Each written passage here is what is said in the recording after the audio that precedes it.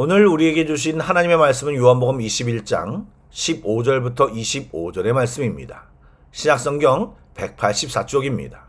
요한복음 21장 15절부터 25절까지의 말씀을 드라마 바이블로 낭독합니다.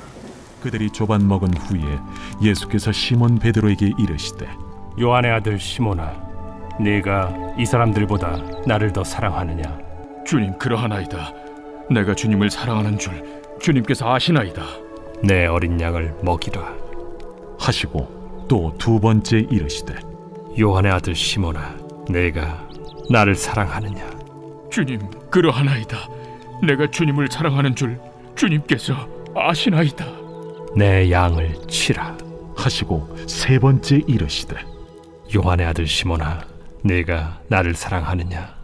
주께서 세 번째 내가 나를 사랑하느냐 하심으로 베드로가 근심하여 이르되 주님, 모든 것을 아시오매. 내가 주님을 사랑하는 줄 주님께서 아시나이다. 내 양을 먹이라. 내가 진실로 진실로 네게 이르노니 네가 젊어서는 스스로 띠뛰고 원하는 곳으로 다녔거니와 늙어서는 네 팔을 벌리리니 남이 네게 띠띠우고 원하지 아니하는 곳으로 데려가리라.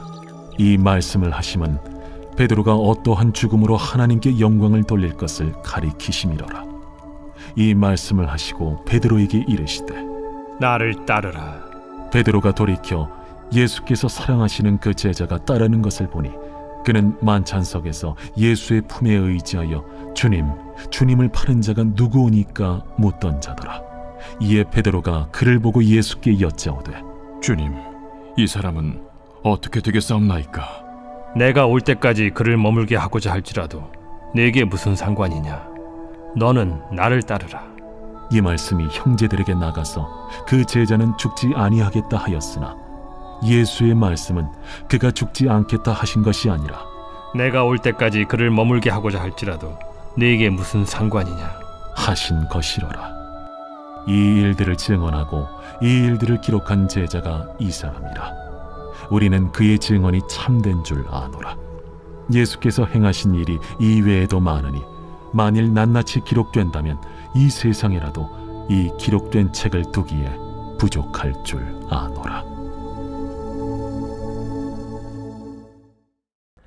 샬롬, 좋은 아침입니다.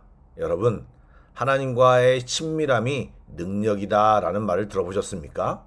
신적인 능력을 제한하시고 완전한 사람이셨던 예수님께서 여전히 공생애 동안 놀라운 일을 많이 행하셨던 이유는 다름이 아니라 하나님과의 친밀함으로 그분의 능력을 덧입었기 때문입니다. 이 아침에 주님과의 만남이 우리의 능력이요 신앙인 것입니다. 오늘도 예배를 통해 주님과의 멋진 만남을 경험하시길 주님의 이름으로 축복합니다. 아멘. 말씀을 나누겠습니다. 잠시 어제 본문을 기억해 보시겠습니까? 예수님께서는 밤새 고생만 하고 허탕을 친 피곤한 제자들을 불러 물고기와 떡을 먹이시며 따뜻한 식탁의 교제를 나누셨습니다. 그렇게 아침 식사를 마친 후 예수님께서는 시몬 베드로에게 중요한 질문을 하셨습니다. 잘 아시는 대로 내가 나를 사랑하느냐고 3번이나 물으셨습니다.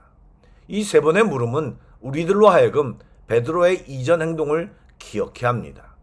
제일 먼저 예수님이 잡혀가기 바로 직전에 모두 주를 버릴지라도 나는 결코 버리지 않겠나이다 라고 장담했던 말이 생각이 납니다. 또한 오늘 밤 닭 울기 전 내가 나를 3번 부인하리라는 예수님의 말에 내가 주와 함께 죽을지언정 주를 부인하지 않겠나이다 라고 말했습니다. 하지만 그는 예수님이 말씀하신 대로 닭 울기 전 주님을 3번 부인하고 주님과 눈까지 마주친 뒤 통곡하며 도망쳤습니다. 다른 제자들이 그런 사실을 알았는지는 모르겠지만 베드로 자신은 창피하고 심한 자괴감으로 예수님과 함께하고 있지만 많이 불편했을 것입니다.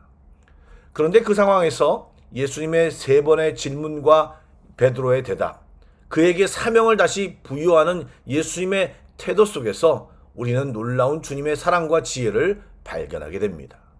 그냥 대화를 나누며 세밀한 심리적 치료를 하셨고 그 과정을 통해 베드로에게 진한 감동을 주었습니다. 첫 번째, 내가 나를 사랑하느냐고 물으실 때 예수님은 내가 이 사람들보다 나를 더 사랑하느냐고 물으셨습니다.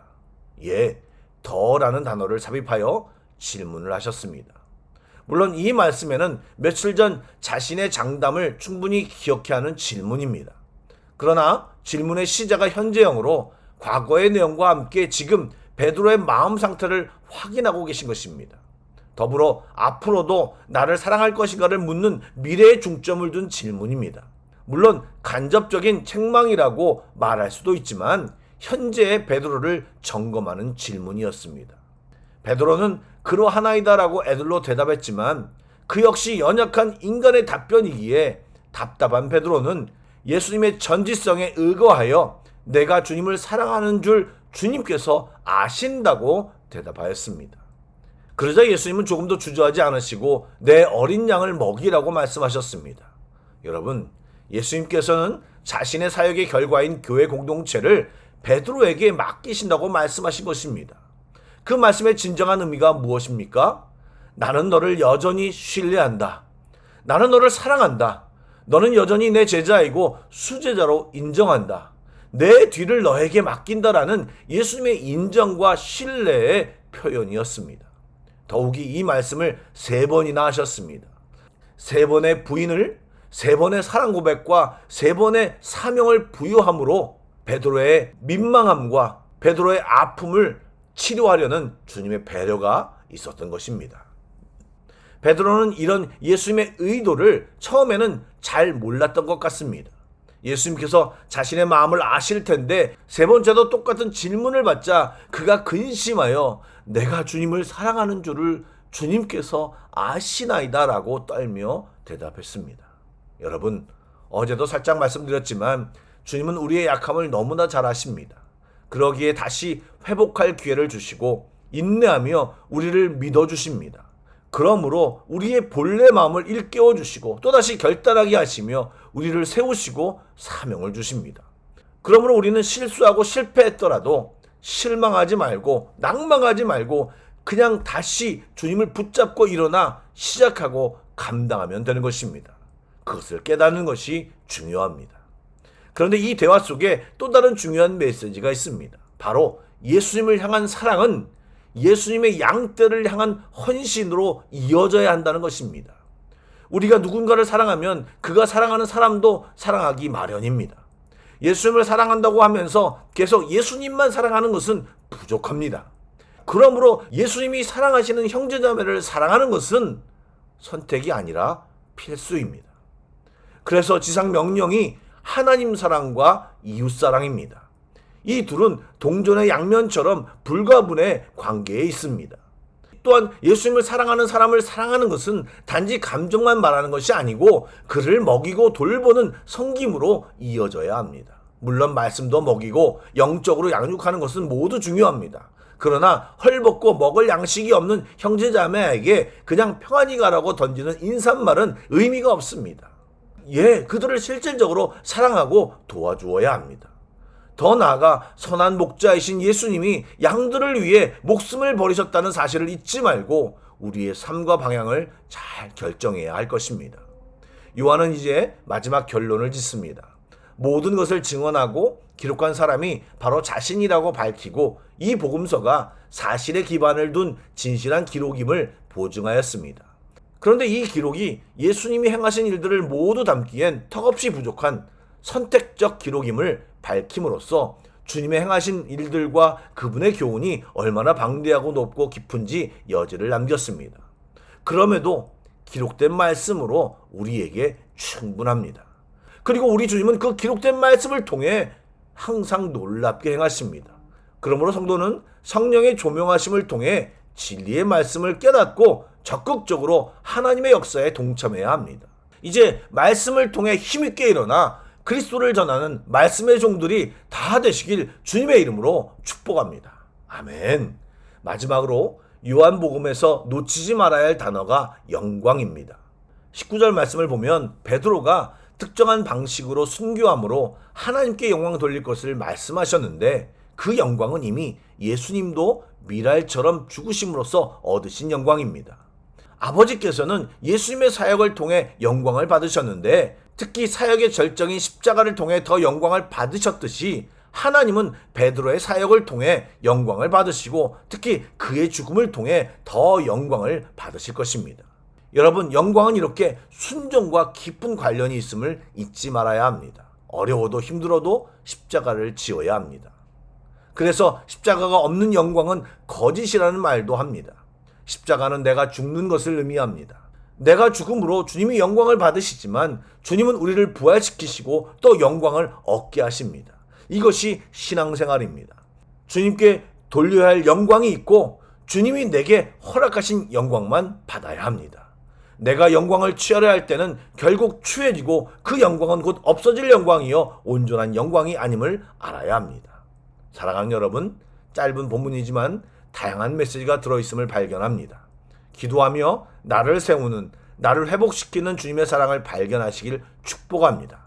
또한 나에게 바라시는 순종과 헌신이 무엇일까 깊이 생각해보며 또 현재 내가 하나님께 순종하며 영광을 돌리고 있는지 아니면 내가 살아 하나님께 돌려야 할 영광을 가로채고 있는지를 곰곰이 생각해보는 시간이 되기를 축복합니다. 여러분 사랑합니다. 기도하겠습니다. 사랑의 주님, 오늘도 주님의 은혜를 생각하며 감사를 드립니다. 유별난 우리들을 인내로 참아주시고 오늘도 위로와 격려를 통해 세우시는 주님을 만나기 원합니다. 주님이 주시는 말씀에 적극적으로 반응하며 순종하고 헌신하게 하여 주옵소서. 또한 우리의 말과 행동과 삶으로 주님께 온전히 영광 돌리며 살게 하여 주옵소서. 주님을 찬양합니다. 예수님의 이름으로 기도드립니다. 아멘. 계속해서 찬양 한 곡을 묵상하시고 합심 기도와 개인 기도로 나아가겠습니다.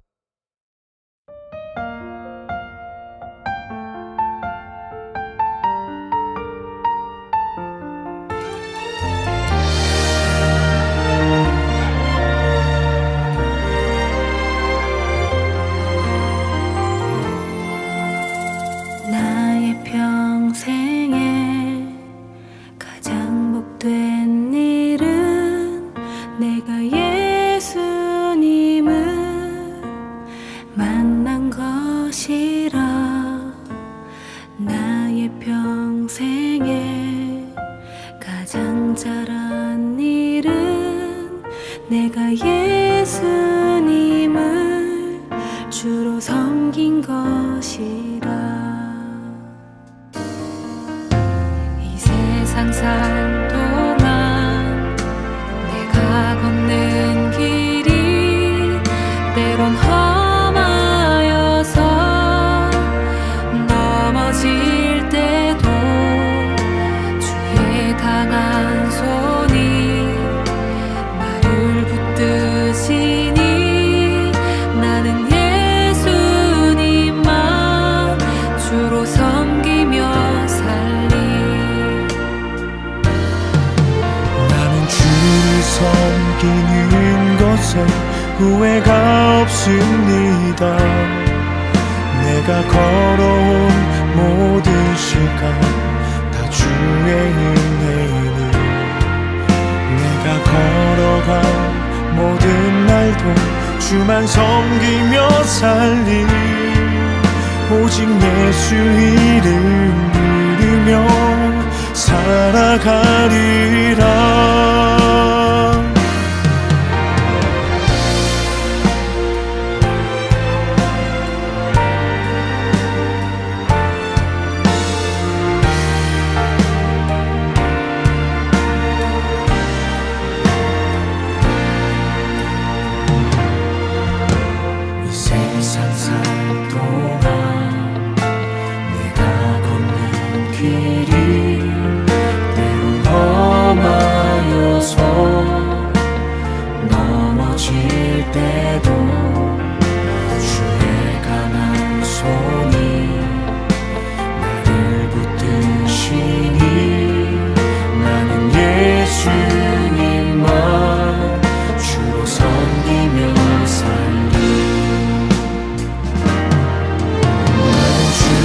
섬기는 것에 후회가 없습니다.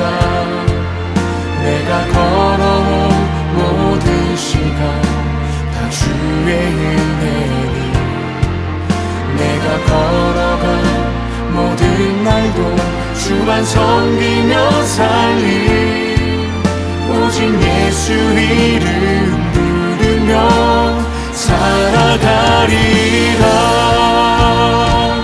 이것이 나의 간증이요 이것이 나의 찬송일세. 나 사는 동안 끊임없이 구주를 찬송하리로다. 나 사는 동안 끊임없이 구주를